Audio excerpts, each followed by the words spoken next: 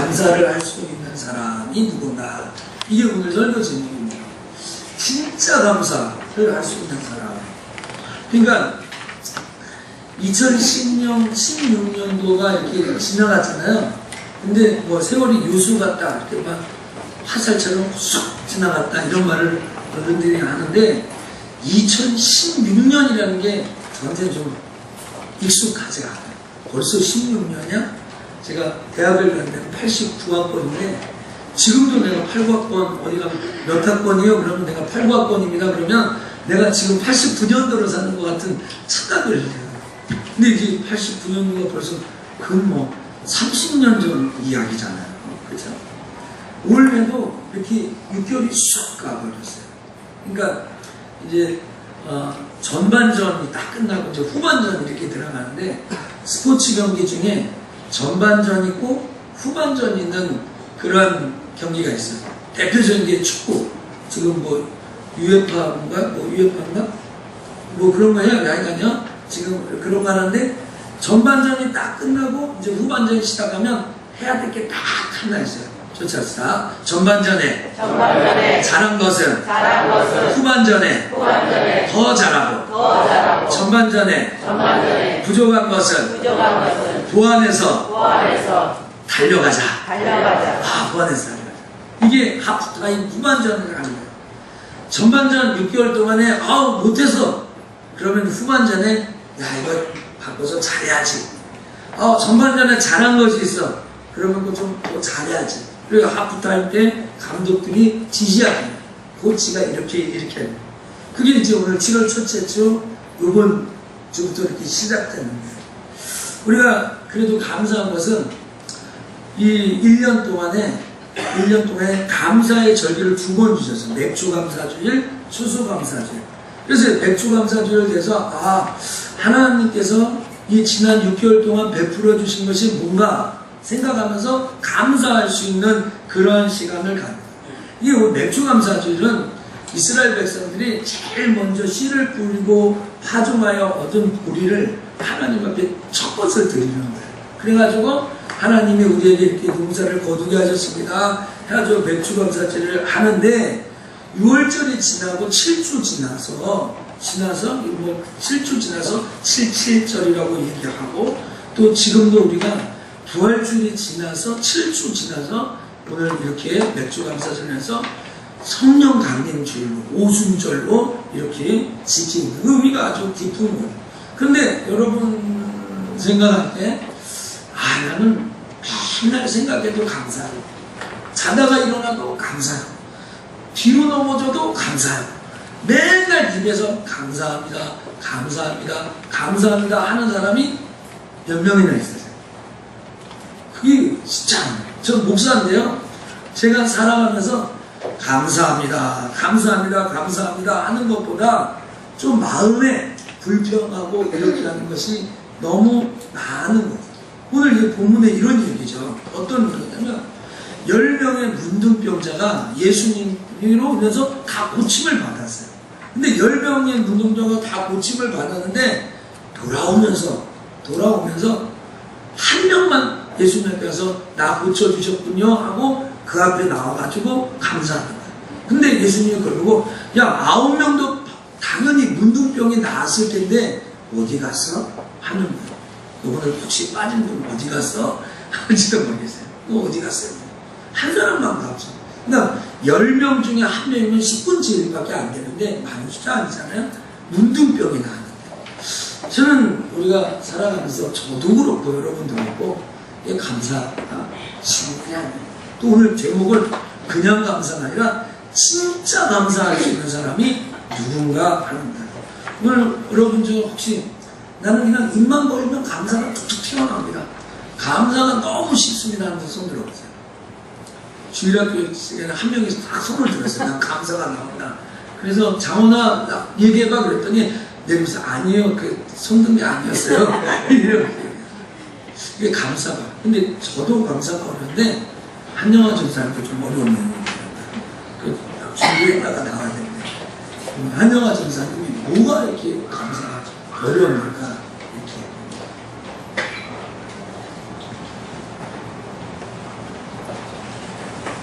권사님 감기 걸리셨나봐요. 그쵸?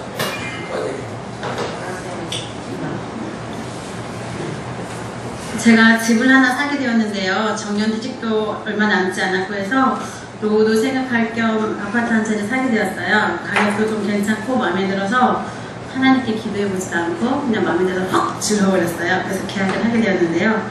저희가 가진 돈이 별로 없어서 전세를 주고 그 돈으로 잔금을 치러야 했는데, 잔금을 치르려면 뭐 시간적 여유도 좀 있고 어떻게든 되겠지 하는 마음으로 제 생각대로 밀고 이렇게 계약을 하고 왔어요. 근데 계약을 하고 와서 너무너무 기뻤어요. 왜냐면 왜 그랬어요? 우리 모두가, 모든 가정의 소원이 집 발이 좋겠잖아요. 근데 저는 더 기뻤어요. 왜냐하면 그 집을 제 이름으로 샀거든요. 그래서 더 기뻤거든요. 그래서 하나님께 또 이제 계약하고 기도했어요. 하나님, 제가 집값 갖는다고 하나님께 드리는 예물이 줄어들지 않게 해주세요. 이렇게 기도했어요. 그런데 잔금 치를 날이 다가오자 이제 제 마음이 막 초조해지고 불안해지기 시작했어요. 왜냐면 전세가 나가야지 잔금을 치를 수 있는데, 제가 계약일이 7월 13일이거든요. 근데 이 한 달이 남지도 않았는데 전세가 안 들어오는 거예요. 전세 나온 집도 별로 없고 보러 오는 사람은 정말 많은데 8월 달에 잔금을 치러야 되는 상황이 되는 거예요. 그래서 어떡하지 막 그러다가 대출도 알아보고 막 이리저리 제 딴에 막 열심히 궁리를 했어요. 그래도 여전히 전세는 나가지 않더라고요. 정말 날짜가 15일 정도밖에 남지 않고 초조해지기 시작했어요. 결국 대출을 받아서 이제 처리하기로 했어요. 그리고 하나님 앞에, 하나님, 제 맘대로 해서 죄송해요. 그런데요, 하나님, 저 가진 거 아무것도 없어요. 하나님, 이거 해결해 주세요. 이렇게 기도했어요. 그러고서 부동산에서 띠리링 전화가 왔어요. 여기까지. 근데 우리 한영화 전사님 간증을 들어보면 아주 집을 살 때는 여러분, 남자분들 꼭 기억하세요. 여자 이름으로 사줘야 여자가 기뻐하는 거예요. 그러니까 몇 평 샀어요? 몇 평이죠? 34평. 34평짜리 집을 샀어요. 근데 집을 샀는데도 마음이 기쁘지 않아요. 마음이. 막 이제 잔금 치러야 되고 뭐 이렇게 하는데 왜 기쁘지 않아요? 뭐 지금 집 사려고 하는데 집을 딱 사면 진짜 기쁠 것 같은데, 즐거울 것 같은데 집을 사도 기쁘지 않아요. 그 왜 이렇게 감사하지 않고. 그래서 혹시 그 집 계약하고 남편한테 감사합니다 하셨는지 모르겠어요. 다은아, 한영화 전사한테 물어보지 않았어요. 두 딸이 벌써 대답했어요. 아니, 남편이 집을 사줬는데, 그쵸? 그 감사. 이게 감사가 쉽지 않아요. 왜 이렇게 감사가 안 나올까? 그 이유를 아시는 한 사나이가 있어요. 그 사나이가 그 이유에 대해서 알려줘요. 난 신강로님이 나오는 줄 알았어요.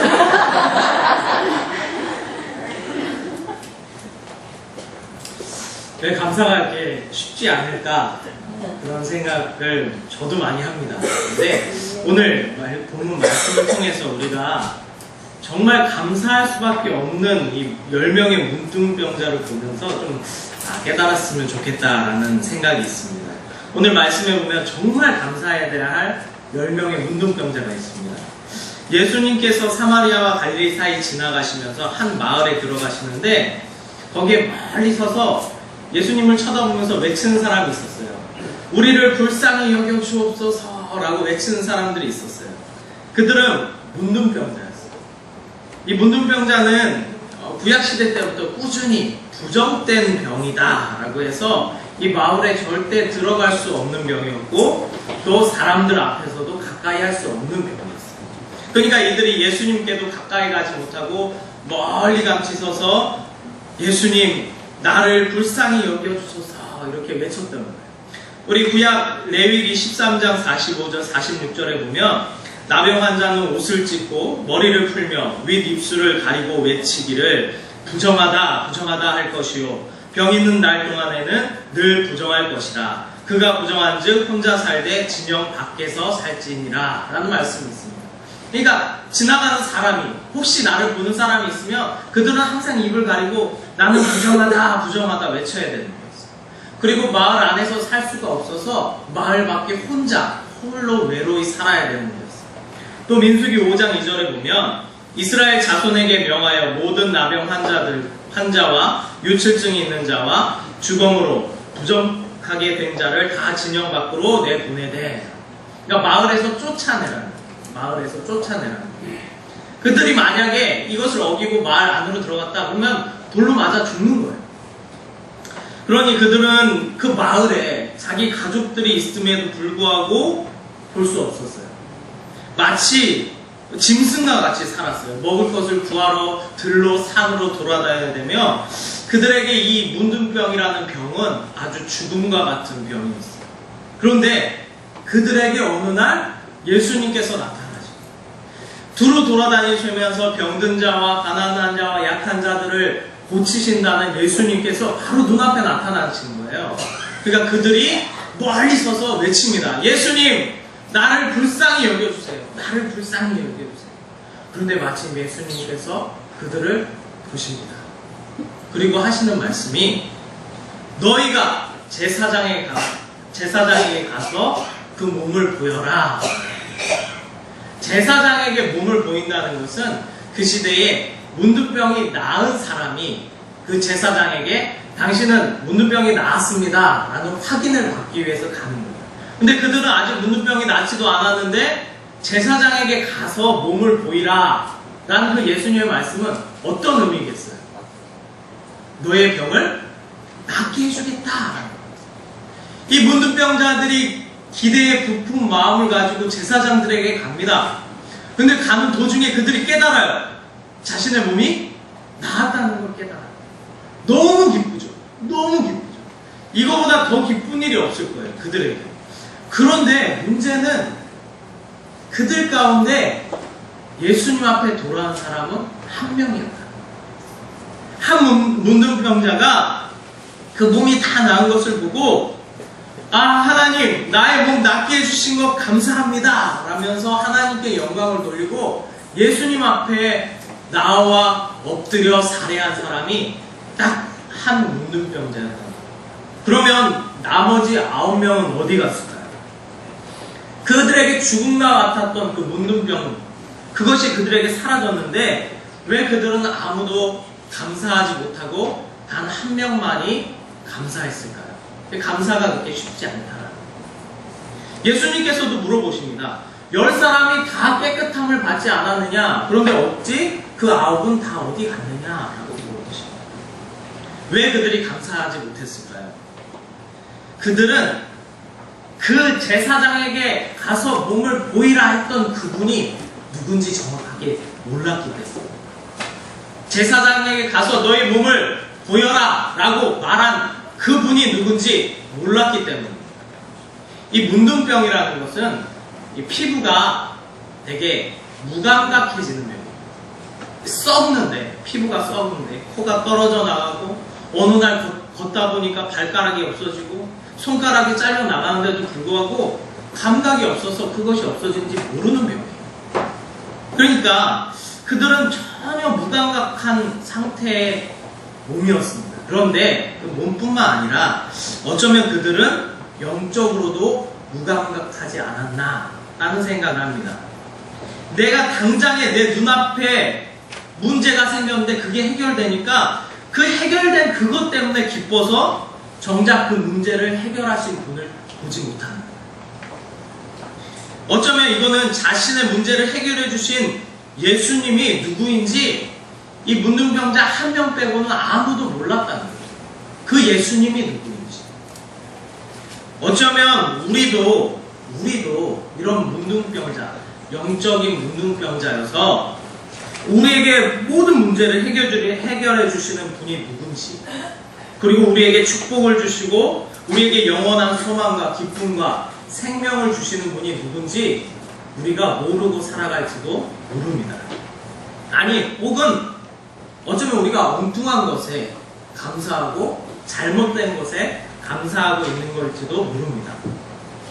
우리는 이 모든 것이 누구로부터 오는지, 그리고 우리가 정말 감사해야 될 대상이 누구인지 정확하게 알아야 됩니다. 그분이 바로 예수 그리스도입니다. 할렐루야. 네. 그리고 그분은 누구십니까? 그분이 바로 하나님입니다. 그렇다면 우리가 정말 우리의 병을 고쳐주시고 우리의 본질적으로 우리의 모든 것을 해결해 주시는 분이 예수님이라는 그 사실을 알았는데 그것을 안다고 해서 감사가 될까요? 목사님? 그렇지 않아요.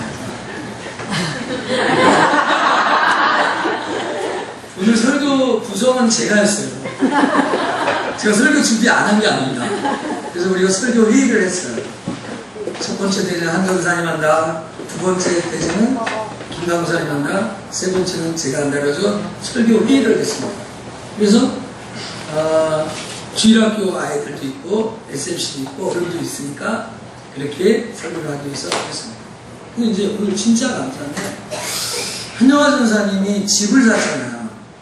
근데 저는 집 산다고 할 때는 저는 별로 좋지는 않았어요.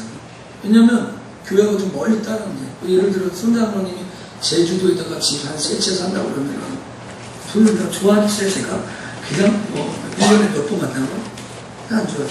근데 이제 뭐 사신다고 하니까 예 사시라고 이렇게 했단 말이에요. 근데 집을 샀는데 살 때는 너무 좋았잖아요. 감사했잖아요. 남편이 이걸 같이 사게 해준 것도 그것도 망가가고 막 기쁘다 구주우셨네 막 이렇게 했을 거 아니에요. 근데 이제 기쁨이 없는 거야. 감사가 없는 거예요. 34평짜리 아파트를 딱 주셨는데도 감사가 없는 거예요. 근데 이게 왜 감사가 어렵고 감사하냐면 이 감사의 출처가 누군지는 알아요. 오늘 이 10명의 문둥병자가 가서 다 나았잖아요. 다 나았는데 한 명만 돌아온 것은 이 한 명 문둥병자가 나를 고치시니까 예수다라는 걸 알아서 간 거예요. 그렇죠? 그러니까 진짜 감사는 여러분의 상황이나 환경이 맞춰져서 그것 때문에 감사하는 게 아니에요. 그것 때문에 감사할 수 있는 게 아니에요. 오늘 여러분 안에 계신 분이 누구인지를 정확하게 알게 될 때 진짜 감사를 할 수 있는 줄 믿습니다. 이게 만약에 내 안에 계신 분이 누구냐 이걸 모르면 안 되는 거죠. 왜 그러냐면 우리가 이제 누가복음 17장을 읽었는데 16장에 가면 누구 얘기가 나오냐면 16장 맨 마지막 19절부터 31절까지의 부자와 나사로 이야기가 나와요. 부자는 돈이 많고 연락했는데 지옥에 갔다더라. 나사로는 헐겁고 가난했는데 아브라함 품에 천국에 갔다더라. 그럼 여기서 부자는 누구고 나사로는 누군가 아직까지는 잘 모르겠어요. 그런데 그 17장 맨 바로 앞부분에 보면 누구를 실족하게 하는 사람은 연자맷돌을 들고 물에 빠져 죽는 게 낫다. 너희 죄가 누구 죄를 지면 7번이나 용서해줘라. 너희가 자신만한 믿음만 있으면 이 산을 들어 저 바다에 던질 수도 있다 하는 그 얘기 다음에 이 문둥병자 이야기가 딱 나온 겁니다. 문둥병자 이야기.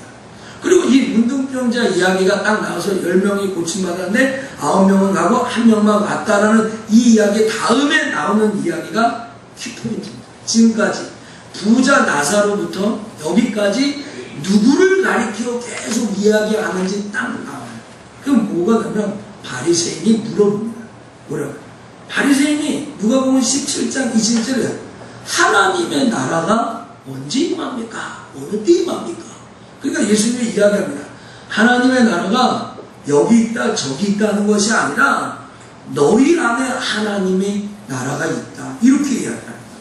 그럼 제가 얼마 전에 설교하다가 물어봤어요. 그럼 이 바리새인들이 예수를 믿고 구원받았단 말입니까? 라고 제가 설교를 했더니 우리 교회 한 권사님이 목사님 바리새인은 구원받지 못했죠? 라고 이야기합니다. 예, 그게 문제입니다. 그게 문제입니다. 바리새인이 성경을 몰랐을까요? 바리새인이 종교생활을 하지 않았을까요?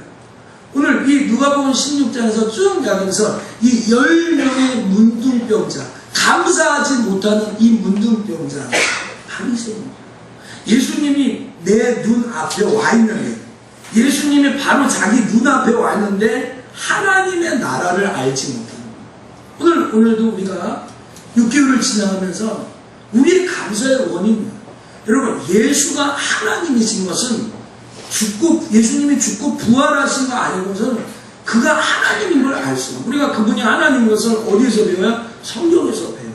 근데 문제는 뭐냐면 이 성경에 기록된 그분이 그분인 것을 알 수 있는 방법이 부활밖에 없어요. 그래서 진짜 감사할 수 있는 거예요.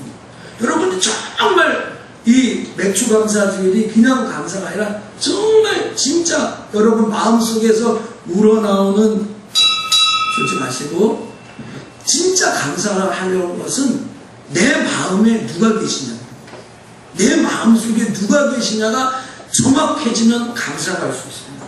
그냥 오늘 뭐 예쁜 옷 입고 와서 헌금 좀 많이 하고 이래 감사가 되는 게 아니에요. 내 마음속에 계신 분이 누군가, 이게 정확해져요.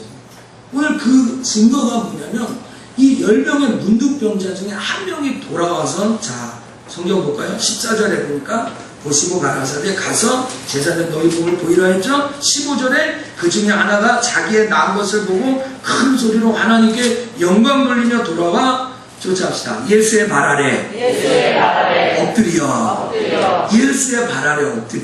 오늘 여러분 예배를 드리면서, 오늘 성찬 예식을 하면서, 오늘 맥주 감사 예식을 드리면서 마음이 높은 사람이 있습니다. 오늘 앉아있면서 이렇게 마음을 예수 앞에 엎드리지 못하는 사람. 왜 마음이 엎드려지지 않을까요? 왜요? 그분이 하나님인 걸 모르고, 그분이 하나님인 증거가 없습니다. 여러분, 이 세상 천지에 그분이 하나님이시라는 증거는, 만약에 예수가 이 땅에 오셔서 죽고 죽었다, 예수님이 죽고 죽었다, 아무 이유가 없는 거야. 그냥 그분도 죽고 나도 죽었다, 그가 부활하지 않았다, 그가 죽고 부활하지 않았다, 그가 하나님이라는 증거가 없어요. 구약에 가르쳐준 그 메시아라는 그 증거가 우리에게 없다. 예수님이 죽고 사망권세 이기고 부활하셨기 때문에 그분이 우리의 하나님이신 줄 믿습니다. 그래서 우리가 감사하십니다. 오늘 여러분 혹시 이 자리에 하나님 지난 6개월 동안 건강해서 돈 잘 벌어서 애 잘 커서 그것 때문에 감사합니다 하는 분 계세요? 여러분 그 상황은 얼마든지 바뀌어요. 한영아 전사님 간증에 이런 이야기가 나옵니다. 그 뒷부분에 이런 이야기가 나옵니다. 이제 아주 그냥 따끈따끈한 얘기를 제가 해드릴게요.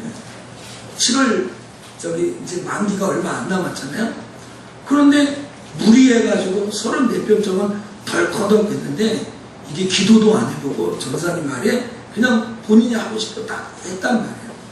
그래서 하나님 앞에 이렇게 기도합니다. 하나님 내가 하나님 앞에 드리는 헌신이나 연보가 줄어들지 않게 합니다. 이런 기도도 했지만 뒷부분에 이 간증에 이런 말이 나와요. 뭐라고 하냐면 하나님 내가 내 마음대로 내가 주인이 되어가지고 이 일을 저지르긴 저질렀는데 하나님 책임져 주세요 이렇게 얘기합니다.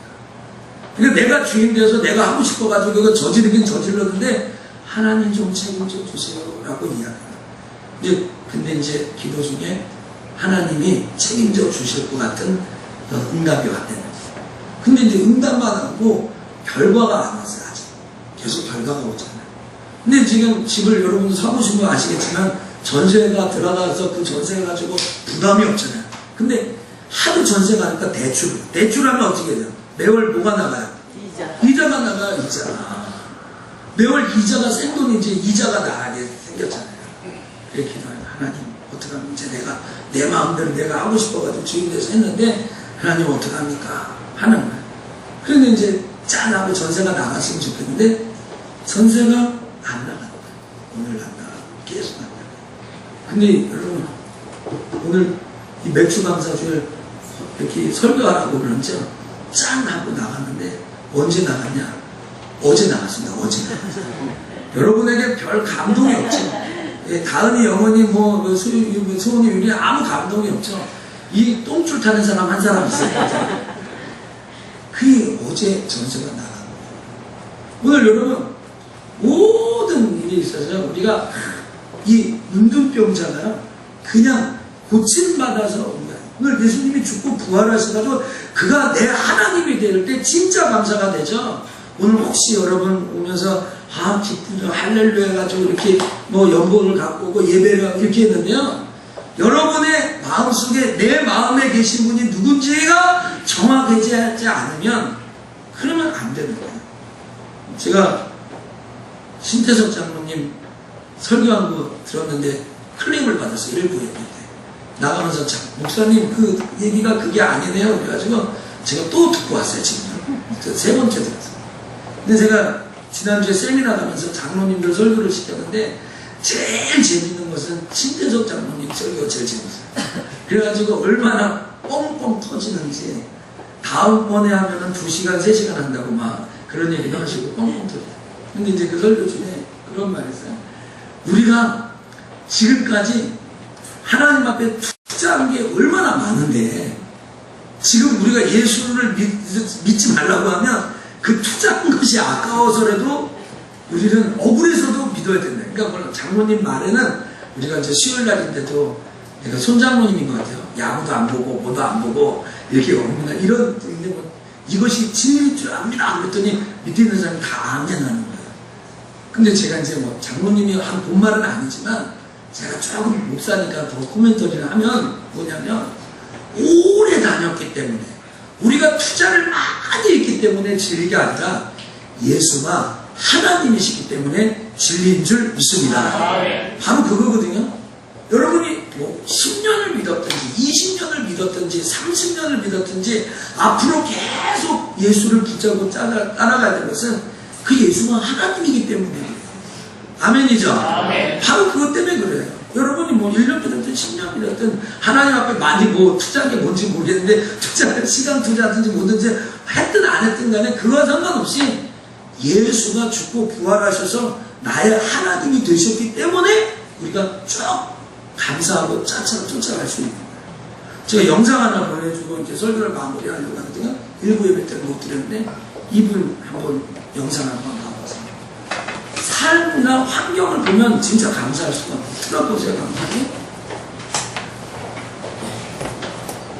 볼륨 좀 올려주세요.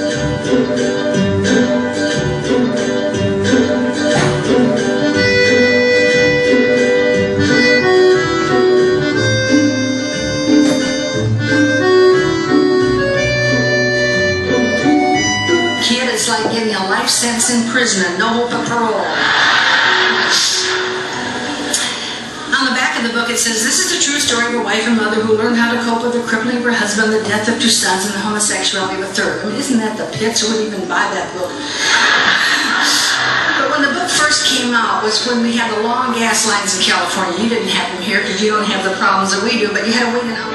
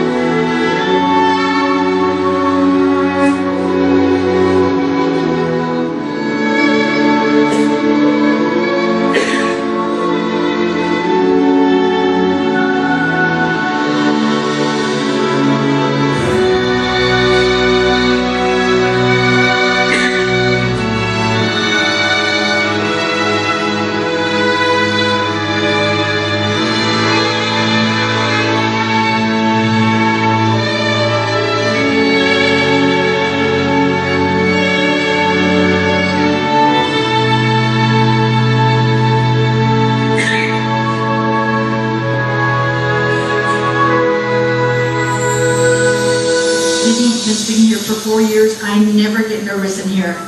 But the son, who was gone for 11 years at this illness, is here today.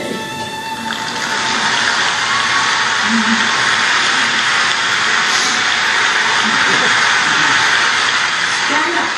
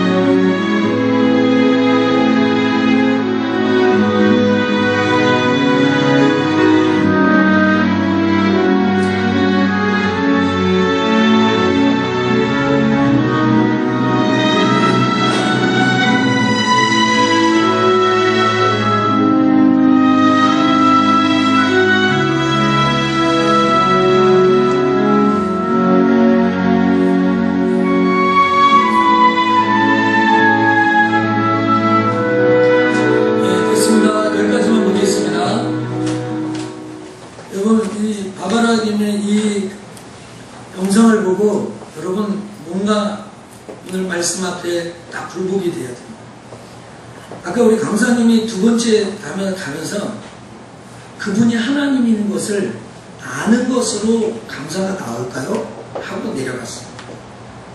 아는 것 같구나. 오늘 그분이 하나님이시라는 그 증거 앞에 굴복이 돼야 되죠.